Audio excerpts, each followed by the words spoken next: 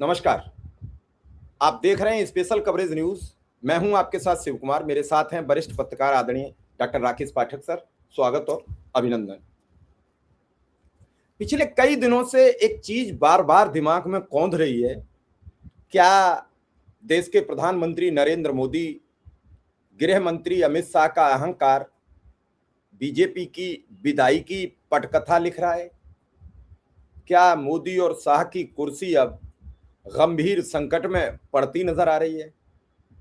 वो चाहे मध्य प्रदेश के विधायक का रात के 12:30 बजे इस्तीफा हो, या फिर सुप्रीम कोर्ट के जज के द्वारा ये कह देना कि बंगाल में कानून व्यवस्था तार तार हो रही है, ये हो, या फिर असम के मुख्यमंत्री का बीबीसी के पत्रकार के इंटरव्यू से भाग जाना, ये कह क्या रहा है? क्या अब हमारे देश की मीडिया में इतनी क्षमता भी बची नहीं है कि जो ये तय कर सके और ये पूछ सके कि साहब, चुनाव आयोग ने बंगाल में 35 आईपीएस, 18 आईएएस और 73 बीडीओ जो असिस्टेंट आरओ होते हैं उन्हें हटा दिया। इसके बाद भी क्या ममता बनर्जी की कानून व्यवस्था की जिम्मेदारी है? डीजीपी बदल दिए, चीफ सेक्रेटरी बदल दिए, सारे कमिश्नर्स बदल दिए, एडीजी कानून व्यवस्था बदल दिया, यानी चुनाव आयोग ने नियुक्ति अपनी की है। फिर भी चुनाव आयोग क्यों नहीं जिम्मेदार? या मध्य प्रदेश में रात के 12:30 बजे विधानसभा सचिव जाते हैं और इस उनकी बर्खास्तगी की इबारत लिखते हैं। आखिर ये सब चल क्या रहा है? मतलब क्या दिन निकलता नहीं? अगर रात के 12 बजे उसकी बर्खास्तगी नहीं होती, ऐसे ही आपने देखा कि राहुल गांधी की कैसे सदस्यता गई, रातों रात घर खाली कराया गया। ये लगता है जैसे कि ये कोई ऐसा, क्या बताया जाए, ऐसा कोई फल है अगर 10 मिनट में हमने नहीं तोड़ा तो लापता हो जाएगा, और लापता हो गया तो फिर ढूंढेंगे कैसे? सर, मेरी समझ में नहीं आ रहा है कि ये अहंकार किधर ले जा रहा है, और धीरे धीरे ये अहंकार का जो घड़ा जो चटक रहा है, जिस दिन फटा तो कहां जाएगा? देखिए, धीरे धीरे अब देश की जनता समझ रही है कि नरेंद्र मोदी और अमित शाह जो कुछ कर रहे हैं वो लोकतंत्र के साथ खिलवाड़ है। न केवल लोकतंत्र के साथ बल्कि देश के साथ भी खिलवाड़ हो रहा है। क्योंकि आपने बातचीत शुरू की मध्य प्रदेश विधानसभा से, तो पहले उससे क्लियर कर लेते हैं। दतिया विधानसभा क्षेत्र है मध्य प्रदेश में। 2023 के विधानसभा चुनाव में कांग्रेस के प्रत्याशी राजेंद्र भारती ने बीजेपी के दिग्गज और तत्कालीन गृह मंत्री डॉक्टर नरोत्तम मिश्रा को पराजित किया था। मध्य प्रदेश की जो बड़ी हार थी उनमें से एक नरोत्तम मिश्रा की हार भी थी, क्योंकि उस वक्त वे मुख्यमंत्री बनने का सपना देख रहे थे। राजेंद्र भारती के खिलाफ एक केस चल रहा था 15 साल से। कोऑपरेटिव बैंक के चेयरमैन थे वे, सहकारी बैंक के। उस वक्त उन्होंने अपनी मां के नाम से कोई एफडी बनवाई थी, बाद में एफडी की अवधि बढ़ा दी। यद्यपि हम सामान्य तौर पर जानते हैं कि फिक्स डिपॉजिट 5 साल के लिए आप कराएं तो उसको बाद में 10 साल 15 साल करा सकते हैं। फिर भी हो सकता है उसमें कोई तकनीकी पैच हो, जिसके चलते दिल्ली की एमपी एमएलए कोर्ट, जो राहु एवेन्यू कोर्ट है, उसने उन्हें 3 साल की सजा सुनाई। कानून में जो प्रावधान है उसके मुताबिक सजा याफ्ता व्यक्ति की सदस्यता विधानसभा की हो या लोकसभा की, तत्काल प्रभाव से समाप्त करने की व्यवस्था होती है। लेकिन इस मामले में खास बात यह है कि जिस अदालत ने राजेंद्र भारती को 3 साल की सजा दी, उसी अदालत ने उसी समय सजा निलंबित भी कर दी और 60 दिन की मोहलत दे दी कि आप 60 दिनों में ऊंची अदालत में, हाई कोर्ट, सुप्रीम कोर्ट, जहां जाना चाहें वहां चले जाइए। तो जब सजा घोषित होने के साथ ही निलंबित कर दी गई। जी, मैं ये जानना चाहता हूं, आप थोड़ा दर्शक समझ लें। मतलब उसी आर्डर में ये तय था कि 60 दिन तक आप किसी अदालत चले जाओ, आपकी सदस्यता और आपके कार्यकलाप पर कोई असर नहीं पड़ेगा। 60 दिन बाद तय होगा। मैं ये जानना चाह रहा था बिल्कुल दर्शकों को समझाने में। बिल्कुल स्पष्ट ये था कि सजा निलंबित कर दी गई, 60 दिन की मोहलत दी गई। आज के अखबारों में हेडलाइन है यही। लेकिन बीजेपी की मध्य प्रदेश की सरकार ने विधानसभा सचिवालय का इस्तेमाल किया इसके लिए। 10 घंटे के भीतर, दिन में दोपहर में फैसला हुआ अदालत का, आधी रात को मध्य प्रदेश विधानसभा के प्रमुख सचिव हैं अरविंद शर्मा, उन्हें आदेश दिया गया कि दफ्तर खोलिए। चपरासी अपरासी बुलाए गए, दफ्तर खुलवाया गया। वहां पटकथा लिखी जा रही थी राजेंद्र भारती की विधानसभा सदस्यता समाप्त करने की। प्रदेश कांग्रेस अध्यक्ष जीतू पटवारी को इत्तला मिल गई कहीं से, वे दौड़े दौड़े वहां पर पहुंचे। उनके साथ पीसी शर्मा जो मंत्री रहे हैं कमलनाथ सरकार में, वे और कांग्रेस के कुछ नेता पहुंचे। धड़धड़ाते उस कमरे में पहुंचे जहां वे प्रमुख सचिव महोदय आधी रात को कांग्रेस विधायक की सदस्यता समाप्त करने का मजमून लिख रहे थे। जीतू पटवारी ने सवाल जवाब किए। उन्होंने कहा कि भाई रात को क्यों खोलकर बैठे हो, हमें तो सुप्रीम कोर्ट तक मोहलत दी गई है कि हम सबसे बड़ी अदालत में जा सकते हैं। उस वक्त प्रमुख सचिव भाग गए कार में बैठकर, लेकिन उसके बाद शायद आधी रात के बाद हो सकता है जब जीतू पटवारी सो गए होंगे या कहीं और बैठकर, किसी और कक्ष में बैठकर, किसी और बिल्डिंग में बैठकर ये आदेश निकाला। और उसके बाद गजट नोटिफिकेशन भी, राजपत्र जो होता है राज्य का राजपत्र, उस गजट में भी इसकी सूचना छपवा दी गई। आधी रात होते होते तो सुबह तड़के होते होते तो गजट नोटिफिकेशन आ गया कि फला फला कानून के अंतर्गत सजा याफ्ता राजेंद्र भारती को मध्य प्रदेश विधानसभा की सदस्यता से वंचित किया जाता है। और उससे आगे केंद्रीय चुनाव आयोग को सूचना भी दे दी गई कि दतिया सीट खाली हो गई है, चुनाव करवा लीजिए। कितने घंटे में? 10 घंटे में ये सब हो गया। और ये वो जी ऐसे ही रामपुर की आनन फानन में हुई थी, बाद में आजम खान की सदस्यता चली गई, चुनाव हो गया सीट वैकेंट करके, और बाद में आजम खान उस केस से भी बरी हो गए। लेकिन विधानसभा पे चुनाव हो गया, वहां भाजपा का उम्मीदवार जीत गया, भाजपा का विधायक है। आजम खान कहीं नहीं है, आजम खान जेल में। बिल्कुल सही। इसी तरह कानून का दुरुपयोग हो रहा है, जबकि इसी मध्य प्रदेश विधानसभा में दल बदल करने के बावजूद 5-5 साल विधायक बने रहे हैं। जबकि दल बदल कानून ये कहता है कि आप जिस पार्टी के टिकट पर जीत के आए थे, अगर उसे छोड़कर दूसरी पार्टी में जा रहे हैं तो आपकी सदस्यता समाप्त हो जाएगी। एक सचिन बिड़ला है, पिछली विधानसभा में कांग्रेस के टिकट पर जीते, बीजेपी में चले गए। कांग्रेस 5 साल रोती रही, दरखास्त लगाती रही कि इनकी सदस्यता समाप्त करो। पूरा कार्यकाल कर गए सचिन बिड़ला, 5 साल पूरे। इस विधानसभा का एक उदाहरण सुन लीजिए। बीना विधानसभा सीट से हैं निर्मला सप्रे, कांग्रेस के टिकट पर चुनाव जीती। 2024 के लोकसभा चुनाव में दल बदल की बयार चल रही थी, बीजेपी में शामिल हो गई। मंच पर शामिल हुई हैं हजारों लोगों के सामने, बड़े बड़े नेता, बीडी शर्मा, दिग्विजय सिंह, मोहन यादव, जो भी रहे होंगे। नेता प्रतिपक्ष उमंग सिंगार ने विधानसभा अध्यक्ष को दरखास्त दी कि भाई दल बदल कानून में इनकी सदस्यता समाप्त की जाए। आज तक कुंडली मारकर बैठे हुए हैं विधानसभा अध्यक्ष नरेंद्र सिंह तोमर। हाई कोर्ट में फरियाद लगाई उमंग सिंगार ने कि इनकी विधायकी छीन ली जाए, ये हमारे टिकट पर, कांग्रेस के टिकट पर जीती थी और अब बीजेपी में है। वहां भी कोई सुनवाई नहीं। मजे की बात यह है कि निर्मला सप्रे बीजेपी की बेंचों की तरफ बैठती हैं, बीजेपी के कार्यक्रमों में जाती हैं। अभी उन्होंने एक बयान दे दिया कि मैं तो कांग्रेस में हूं। ऐसी बेशर्मी चल रही है कि विपक्ष का अगर कोई विधायक या सांसद है, वो राहुल गांधी जैसा आदमी हो, चाहे राजेंद्र भारती हो, मिनटों में, सेकंडों में सदस्यता समाप्त कराई जाएगी, सरकारी आवास खाली कराया जाएगा।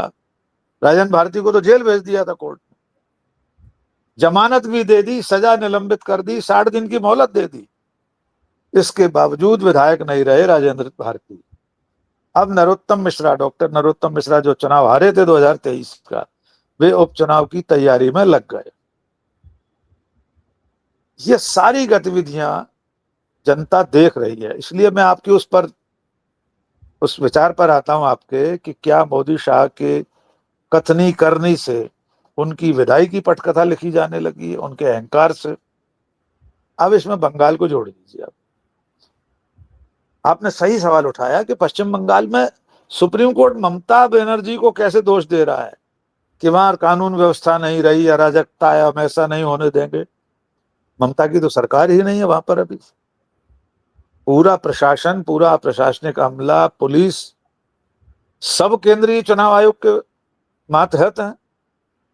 हर डीएम, हर एसएसपी, हर प्रशासनिक इकाई को चुनाव आयोग के निर्देशों का पालन करना है। तो कानून व्यवस्था का जिम्मेदार तो चुनाव आयोग हुआ। ज्ञानेश कुमार के लिए क्यों नहीं कहा कि चुनाव आयोग की वजह से पश्चिम बंगाल में अराजकता, कानून व्यवस्था समाप्त हो गई है? चुनाव आयोग ने, सुप्रीम कोर्ट ने उस पर क्यों नहीं बोला जो हजारों वोटर्स के वो दस्तावेज लेके रात को पहुंचे थे, बीजेपी के लोग और आयोग के लोग? 65 लाख नाम काट दिए गए थे। फिर ये न्यायाधिकरण बने हैं जहां सुनवाई होनी है, उनके न्यायाधीशों को, उनके जिम्मेदारों को बंधक बना लिया जनता ने। अगर ये सब हो रहा है तो जिम्मेदार तो चुनाव आयोग है। उसने तो चुनाव की अधिसूचना, घोषणा तारीख घोषित करने के दिन ही chief secretary, DGP, police commissioner, SSP, DM सारे घर के बदल डालूंगा, वो विज्ञापन आता था ना दूरदर्शन पे बल्ब का किसी का, तो चुनाव आयोग ने सारे घर के बदल डाले हैं। तो ममता बनर्जी पर क्यों गाज गिरा रहे हैं? ज्ञानेश कुमार से पूछिए, कानून व्यवस्था की स्थिति क्यों नहीं संभल रही? केंद्रीय गृह मंत्रालय से पूछ लीजिए, चलिए अगर ऐसा ही है तो। और बहुत ज्यादा लग रहा है तो ममता बनर्जी की सरकार को बर्खास्त करके राष्ट्रपति शासन लगा दीजिए। वही तो मंशा है मोदी शाह की। जनता इन सब चीजों को अब देख रही है। वो कतार में जो खड़ी है ना 5-5 किलोमीटर की, गैस और पेट्रोल पंप की, वहां खड़े खड़े वो देख सब रही है अपने मोबाइल पर। इसलिए अब उनकी पटकथा के पन्ने खुलना, लिखना शुरू हो गए। भले ही शुरुआती कुछ पंक्तियां लिखी गई हो, लेकिन शुरुआत तो हो गई है। जी कुमार सर, बार बार ये सवाल उठा, सर्वोच्च अदालत ने कहा कि बंगाल में कानून व्यवस्था चली गई, लेकिन आप काफी समय से model code of conduct MCC चुनाव के दौरान लागू हो जाती है हर राज्य में, और जहां भी राज्य में लागू हो जाती है वहां चुनाव आयोग उस राज्य में संवैधानिक संस्थाओं का जिम्मेदार हो जाता है। जब आचार संहिता लगने के बाद कोई भी जिलाधिकारी, कोई भी कर्मचारी, कोई भी राज्य का सचिव एक 10,000 का चेक नहीं काट सकता है बिना परमिशन के, तो फिर राज्य की सरकार कहां जिम्मेदार रह गई? ये कौन लोग हैं जो ये सर्वोच्च अदालत को ये नहीं बताने दे रहे हैं? जैसे कपिल सिब्बल ने सवाल उठाया कि राज्य सरकार को बदनाम मत कीजिए। एक छोटी सी एक जगह की घटना है और इसको लेकर अभी फिलहाल चुनाव आयोग जिम्मेदार है। लेकिन सर, क्या बंगाल, आसाम में बिल्कुल सब ठीक चल रहा है? आसाम में कतई गड़बड़ी नहीं है। कल अमित शाह के रोड शो पे जूता चप्पल लोगों ने दिखाए। गृह मंत्री कह रहे हैं हम 15 दिन रहेंगे वहीं। आप देश में हालात देखो कैसे हैं, 15 दिन गृह मंत्री बंगाल में रहेंगे। मध्य प्रदेश में सदस्यता जाती है तो कितनी गहनता से बीजेपी काम करती है। विपक्ष कब इतनी गहनता से काम करेगा कि रात के 12 बजे, अगर पहले की सरकारें भी रात के 12 बजे काम करती रहती, कानूनों पर शिकंजा कसती रहती और जो दोषी थे उन्हें वास्तविक ईमानदारी से जेल भेजती रहती, तो आज ये इस देश की जनता को सब कुछ झेलना नहीं पड़ता। मैं बड़ी बेबाक अपनी बात कह रहा हूं सर। उस समय की गई लापरवाहियां अब सब झेल रहे हैं, अब सब सुन रहे हैं। 12 साल बाद मधुकिश्वर जागी हैं, वो कह रही हैं मेरा मोदी को समर्थन किसी कीमत पर नहीं करना था, मैंने गलत कर दिया, मोदी समर्थन के योग्य नहीं है। तो सर चल क्या रहा है पूरे देश में? ये क्या क्या चितपावन ग्रुप से मोदी की विदाई के लिए जगह जगह चोट की जा रही है कि भैया ये भी चोट मारो, ये भी चोट मारो, क्योंकि मधुकिश्वर और स्वामी पर अब तक जो एफआईआर नहीं कहीं ढंग से दर्ज हुई। अगर ये आरोप कोई विपक्ष का नेता लगा देता तो हजारों एफआईआर पूरे देश में दर्ज हो जाती। तो क्या ये सारे ग्रुप्स मिलकर विदाई की पटकथा पर पूरी तरीके से मोहर लगती नहीं दिख रही है? मैं बड़ी गंभीर टिप्पणी आपसे चाह रहा हूं। देखिए, हो सकता है अब इसके पीछे राष्ट्रीय स्वयंसेवक संघ ने क्षय और मात का खेल शुरू कर दिया हो। ये चालें वहां से चली जा रही हो, नागपुर से, क्योंकि अब संघ को भी लगने लगा होगा कि नरेंद्र मोदी अब लगातार अलोकप्रिय हो रहे हैं, उनकी ब्रांड इमेज पूरी तरह से खत्म हो रही है। सड़कों पर लोग चिल्ला रहे हैं गैस नहीं है अंकल, गैस नहीं है सर। अमित शाह को जूते चप्पल दिखाए जा रहे हैं, आपने बताया। असम के मुख्यमंत्री सवाल सुनकर भाग रहे हैं मैदान से। तो हो सकता है संघ को लगा हो कि अब नरेंद्र मोदी से निजात पा लेना ही बेहतर रहेगा।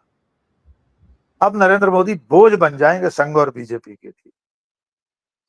हो सकता है इसके लिए संघ ने अंदर खाने थी धीरे से हवा दे दी हो, अपने लोगों को छू कर दिया हो कि जाओ लाइनों में लगो गैस की, पेट्रोल की, वहां अपना वर्बल पब्लिसिटी करो, जुबानी जमा खर्च करके लोगों के बीच में नरेंद्र मोदी की छवि खराब करने की तैयारी शुरू कर दो, और दूसरे किसी विकल्प का नाम भी संघ ने सोचना शुरू कर दिया हो। बिल्कुल हो सकता है, क्योंकि अब बहुत सारी घटनाएं लगातार ऐसी हो रही हैं जो स्वतः स्फूर्त तो हैं जनता की तरफ से, लेकिन अंदर खाने बीजेपी या संघ का कोई एक तबका, कोई एक ऐसी लॉबी जरूर है जो अब नरेंद्र मोदी से मुक्ति पाना चाहती। महंगाई का मुद्दा अब धीरे धीरे 2-4 दिन में बहुत ज्यादा प्रबल होने वाला है। बेरोजगारी का मुद्दा है ही। विदेश नीति के मोर्चे पर, ईरान के मोर्चे पर हम मात खाए बैठे। तो आप जो सवाल पूछ रहे हैं कि क्या आरएसएस नहीं तो नहीं किसी को हवा दे दी है, हो सकता है। ये इस तरह के जो फासिस्ट संगठन होते हैं, ये कहते कुछ हैं करते कुछ हैं। नरेंद्र मोदी की तारीफ करेंगे मोहन भागवत अयोध्या में बैठकर, पर अब हो सकता है वे निपटाने पर उतारू हो गए हो।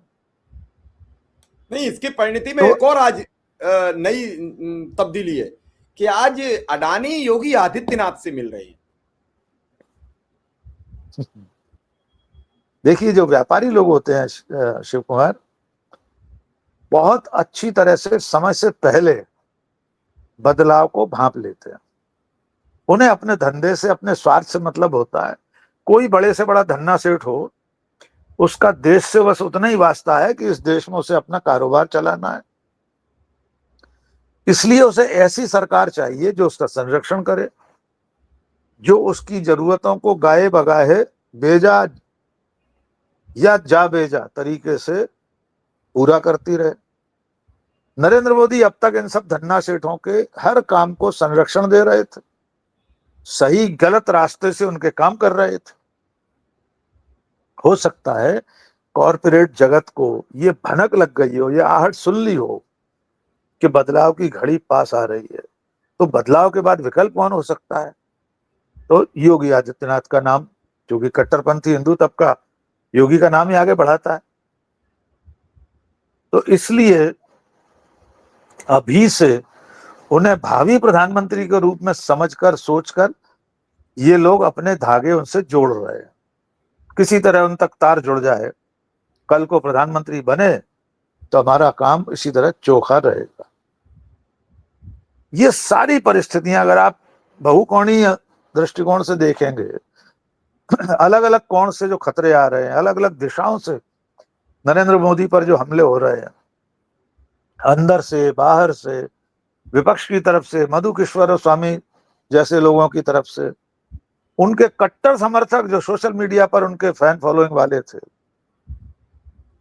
उनमें से ज्यादातर लोगों की तरफ से, तो अब विदाई की पटकथा इन घटनाओं के पीछे छुपी है। वो कब सामने आएगी हम नहीं जानते, लेकिन कुछ ना कुछ तो चल रहा है जी।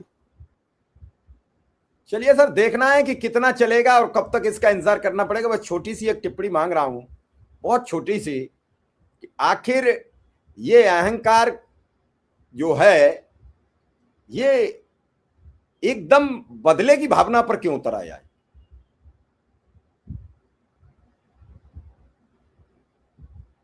देखिए, अहंकार तो सत्ता का एक अनिवार्य गुण है। गोस्वामी तुलसीदास जी ने लिखा है ना, नहीं को जन्मा जग माही, प्रभुता पाहि जाहि मद नाही। इस धरती पर कोई व्यक्ति ऐसा नहीं जन्मा जिसे सत्ता प्रभुता मिल जाए और उसे मद न हो। प्रभुता पाहि जाहि मद नाही। तो नरेंद्र मोदी और अमित शाह भी इससे अछूते नहीं है। इससे पहले भी जो भी व्यक्ति सत्ता में होता है उसे थोड़ा बहुत अहंकार हो जाता है, लेकिन इनका अहंकार तो सिर चढ़कर बोल रहा है। डॉक्टर मनमोहन सिंह जैसे विरले लोग हैं जिन्हें अहंकार छू कर भी नहीं गया था। तो अब उनका अहंकार उन पर भारी पड़ रहा है। जैसे जैसे घटनाएं आगे बढ़ेंगी उनका ये अहंकार उन्हें लील जाएगा। खास तौर से अगर मीडिया 7 दिन भी अगर सवाल पूछ लेगा। मुझे असम की घटना देखने के बाद लगातार आज से लग रहा है सुबह से कि अगर सिर्फ 7 दिन के लिए इस देश के पत्रकार पत्रकारिता ही कर लें, मोदी विरोध की बात ही नहीं कर रहे, बिल्कुल विरोध मत कीजिए, सिर्फ पत्रकारीय धर्म को निभा दें, सिर्फ 7 दिन के लिए नरेंद्र मोदी और अमित शाह से वाजिब सवाल पूछ लें तो आप देख